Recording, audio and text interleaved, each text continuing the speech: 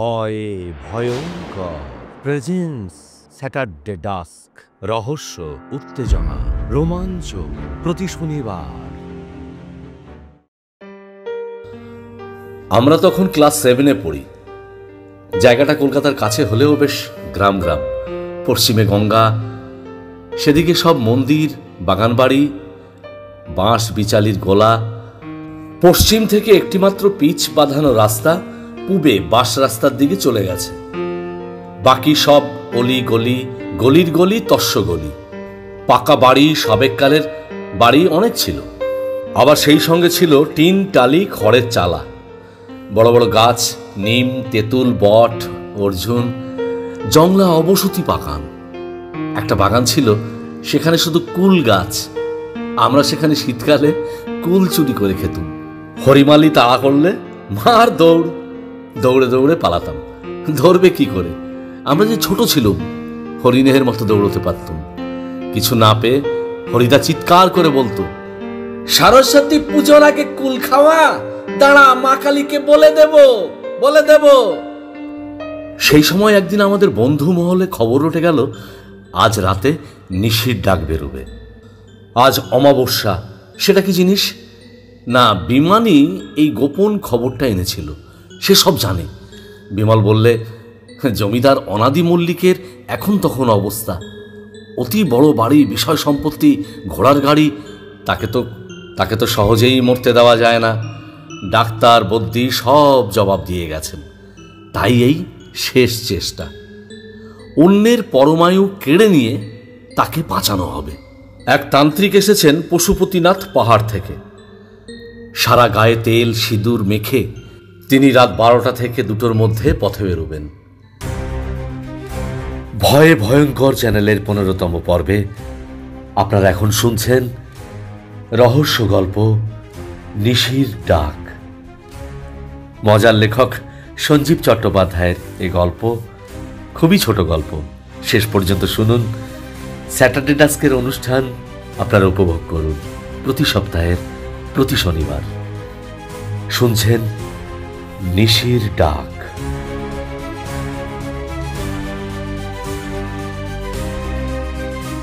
হাতে থাকবে জল সমেত মুখ খোলা একটা ডাব। তিনি পল্লীবাসী সকলের নাম ধরে ডাকতে থাকবেন একে একে। প্রত্যেকের নাম 3 বার করে ডাকবেন। যেই কেউ সাড়া দেবে, অমনি ডাবের খোলার মুখটা টপ করে চাপা দিয়ে দেবেন। অমনি তার প্রাণ ডাবের জলে আবদ্ধ হয়ে যাবে। বিমান বললে, খুব সাবধান, আজ আমরা সারা রাত জেগে থাকবো। ঘুমের ঘোরে ডাক শুনে সাড়া দিয়েছিস কি মরেছিস?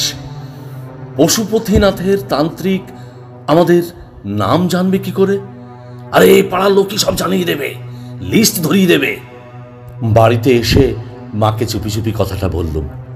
বাবা খুব কড়া মানুষ, ভূত প্রেত তন্ত্র মন্ত্র কিছুই মানেন না। শুধু বলবেন, অঙ্ক কষো, অঙ্ক কষো, অঙ্কই জীবন, অঙ্কই ভগবান। আর আমি ওই অঙ্কটাই করতে পারি না। তাই বাবাকে না বলে মাকে বললুম। তাছাড়া মায়ের চেয়েও বড় বন্ধু মানুষের আর কেই বা আছে। মা খুব ভয় পেলেন। মায়ের ছেলেবেলায় এই রকম একটা ঘটনা ঘটেছিল। মা এইসব অলৌকিক ব্যাপার খুব বিশ্বাস করেন। সিঙ্গুরে একবার ভুলে আর ভূত মাকে সারা রাত জঙ্গলে ঘুরিয়েছিলেন। 1/2 মাইল দূরে মায়ের বাড়ি। মা কিন্তু সেখানে পৌঁছতেই পারলেন না কিছুতেই। ভুল রাস্তায় সারা রাত শুধু চক্করই মারলেন। সব শুনে মা বললেন, আমরা তো জেগে থাকবই, তবে একজনকে নিয়েই আমার ভয়। সে তোর বাবা। যদি জানতে পারে, সারা রাত লাঠি হাতে রাস্তায় ডকে বসে থাকবে। এলেই পিটিয়ে শেষ করে দেবে। তারপর যা হয় হবে। না জানানোই ভালো। সেখানেও ভয়। ঘুমের ঘোরে ডাক শুনে উত্তর দিয়ে দিলেই হয়ে গেল। বাবার পাশে আমি তো শুই, জেগেই থাকবো। যদি দেখি উত্তর দিতে যাচ্ছেন, সঙ্গে সঙ্গে মুখ চেপে ধরব। আমাদের রাত জাগার সব পরিকল্পনা প্রস্তুত। বিকেলে বন্ধুদের সঙ্গে গঙ্গার ধারের বটতলায় বসে বসে সেই একই আলোচনা হলো। সন্ধে হব বাড়ি ফিরে এলুম। চারপাশ এরই মধ্যে কেমন যেন থমথম করছে। কালীবাড়িতে অমাবস্যার রাতের পুজোর আয়োজন হচ্ছে দেখে এসেছি। অন্য অমাবস্যায় আমরা বন্ধুরা গাওয়া ঘিয়ে ভাজা লুচি ভোগ খাওয়ার লোভে ঠিক হাজির হয়ে যেতাম মন্দিরে। সে রাত 12টাই হোক, 1টাই হোক। আজ আর কোনো বেরোনো টেরোনো নয়, টাইট হয়ে বসে থাকো বাড়িতে। অমাবস্যার রাত অন্ধকার হয় ঠিকই, তবে আজ যেন হালকাত্রা রাত। ঘরের জানালায় আকাশটা আটকে আছে, মনে হচ্ছে ওইখানেই শেষ, ওর পরে আর কিছু নেই। মাথা ঠুকে যাচ্ছে, তারাগুলো যেন আগুনের মতো জ্বলছে ধক ধক করে। রাস্তাতেও আজ যেন তেমন লোক চলাচল নেই। রাত 9টার আগেই সব যেন কেমন নিঝুম মেরে গেল। দোকানপাট বন্ধ। মিষ্টির দোকানের পিছন দিকের ছেঁড়া বেড়ার দরজাটা খোলা। মাঠে আলো পড়েছে। মজা পুকুর, কচু গাছের ঝোপ, কালো কুকুরটা কড়ার চাঁচি খাওয়ার জন্য লোভে পড়ে সামনের থাবায় মুখ করে বসে আছে। এই সবই আমি দেখতে পাচ্ছি আমাদের রান্নাঘরের জানালায় বসে। রাত 10টার সময় মা বললেন, দেখছিস পলাশ, আজ আজ এরই মধ্যে ঘুমের শরীর যেন ভারী হয়ে আসছে। তোর কিছু মনে হচ্ছে না? মনে হচ্ছে না আবার? ইতিহাস পড়ছিলুম, এমন ঢোল ধরলো মাথাটা ঢাই করে দেয়ালে ঠুকে গেল। তাই তো এই জানালায় এসে বসে আছি। বুঝতে পারছিস ব্যাপারটা? সারা পাড়াটাকে মন্ত্রের প্রভাবে আচ্ছন্ন করে দিচ্ছে আস্তে আস্তে। আমি জানি, খুব একটা উঁচু জায়গায় উঠে বিশাল একটা ধনুচিতে আগুন জ্বালিয়ে ধনু দিতে থাকে, তার সঙ্গে মন্ত্র। যেদিকে বাতাস সেই দিকে ধোঁয়াটা ছড়িয়ে পড়তে থাকে। মানুষের শরীর ভারী হয়, ঘুম পায়, বেশ একটা সুখ লাগে। এই সুখের মধ্যে থেকেই একজন চলে যায়। এর হাত থেকে বাঁচার উপায়? আমার জানা আছে, লঙ্কা পোড়া। দাঁড়াও, চাটুতে কয়েকটা লঙ্কা পোড়াই, সব প্রভাব কেটে যাবে। কিছুক্ষণের মধ্যেই বাড়ি শুদ্ধ সবাই হাঁচি আর কাশিতে অস্থির। আমাদের পুষিটা একপাশে থুপড়ি মেরে ঘুমোচ্ছিল, ফিচ ফিচ করে হাঁচতে হাঁচতে উঠে বসল। অবাক হয়ে গেছে, রাত 10টার সময় এ আবার কি? বাবা বাইরের ঘর থেকে ছুটে এলেন, বললেন, আরে কি করছো কি তুমি? এরপর লোকে থানায় ডায়েরি করবে আমাদের নামে, জানো তো? যা করছি সবই জীবের মঙ্গলের জন্য। এর চেয়ে অমঙ্গল আর কি হতে পারে? হ্যাঁ, কি হতে পারে? ওদিকে মন্দিরে অমাবস্যার রাতের পুজো শুরু হয়ে গেছে। কাসর, ঘণ্টা, জগঝম্পের শব্দ ভেসে আসছে। রাত 11টার সময় রোজ যেমন আমরা শুয়ে পড়ি, সেই রকমই শোয়া হলো। আলো টালো সব নিভে গেছে। এক বিছানায় বাবা আর আমি পাশাপাশি, আর এক বিছানায় মা। দোতলার ঘর, ঠিক নিচেই রাস্তা। গরমকাল, জানালা টানালা সব খোলা। বাবার শ্বাস প্রশ্বাস যেই বড় হলো, মা মশারির ভিতর থেকে ফিসফিস করে ডাকলেন, পলাশ, সব ঠিক আছে? সাবধান, সজাগ থাকিস। ঠিক আছে মা, ঠিক আছে।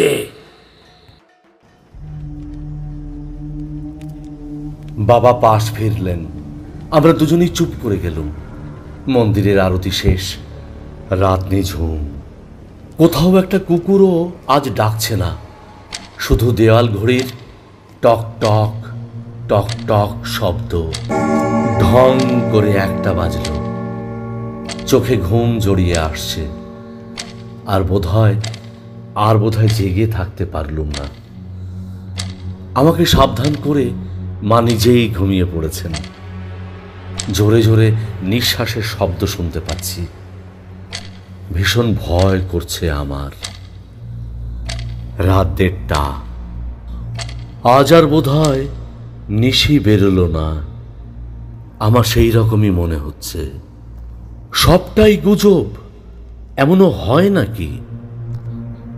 এই সব ভেবে সবে পাশ ফিরে শুয়েছি, এমন সময় দূরে কোথাও চিং করে একটা শব্দ হলো।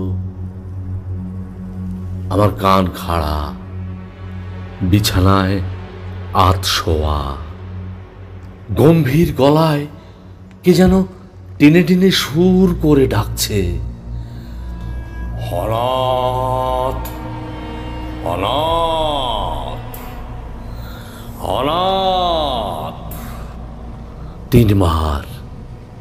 পরের নাম সেটাও শুনতে পেলাম, দীনবন্ধু, দীনবন্ধু,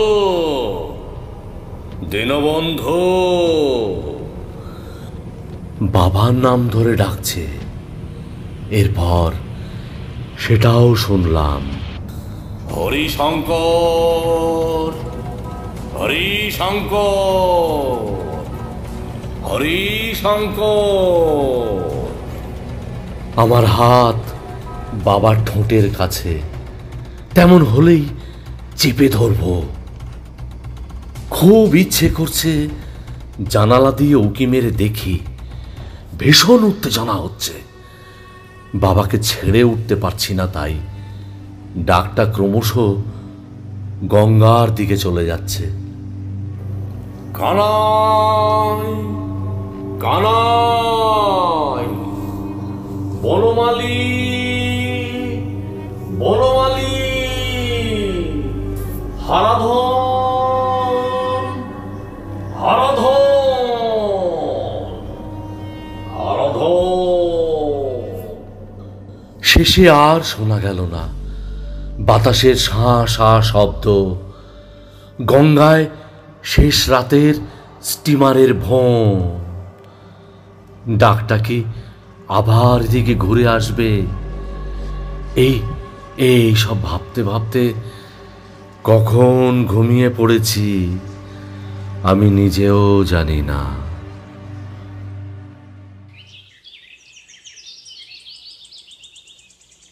পরের দিন বেশ বেলায় ঘুম ভাঙল। বাইরের রাস্তায় লোকজন, হইচই। রাতের অত বড় একটা ঘটনার কোনো চিহ্ন মাত্র নেই। আরও একটু বেলা বাড়তেই আমি পবিত্রদের বাড়ির দিকে ছুটে গেলুম। ওইখানেই আমাদের আড্ডা বসে।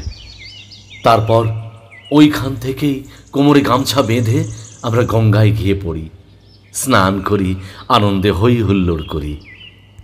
কিন্তু সেদিন আর অন্য কোনো আলোচনা নয়, একটাই বিষয়, নিশির ডাকে কেউ কি সাড়া দিয়েছিল?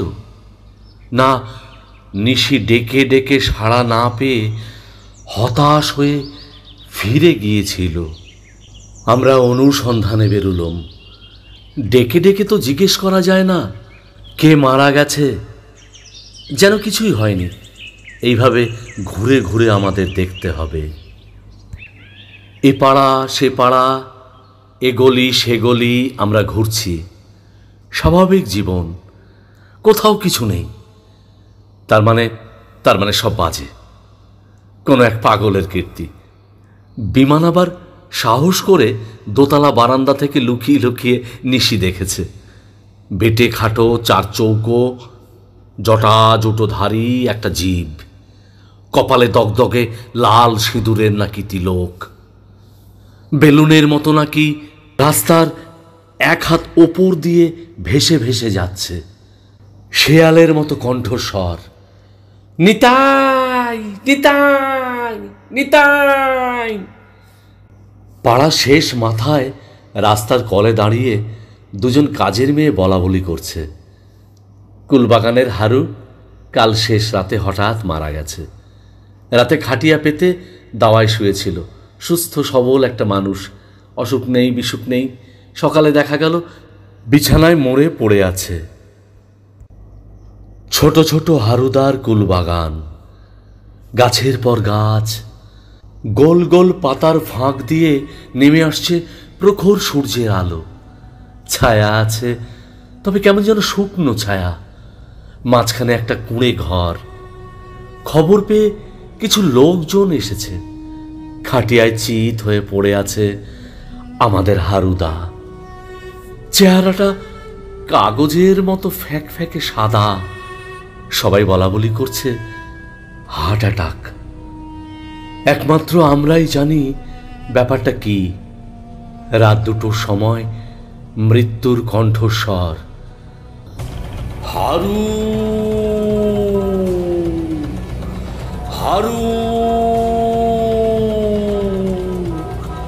আধো ঘুম আধো জাগরণে একটি উত্তর, যায়। খপ করে ডাবের খোলার মুখ বন্ধ। এখন ভাবি এমনও হয়, কিন্তু তারপরে অনাদি মল্লিক আরো অনেক দিন বেঁচে থেকে শেষে আত্মহত্যা করেছিলেন। কেমন লাগলো কমেন্ট করে জানাবেন। আপনাদের মতামত আমাদের কাছে অত্যন্ত গুরুত্বপূর্ণ। ভালো লাগলে চ্যানেলটিকে সাবস্ক্রাইব করে অল নোটিফিকেশনস অন করে পাশে থাকবেন। আসছি আগামী পর্বে নতুন কিছু নিয়ে। ভালো থাকবেন। ধন্যবাদ।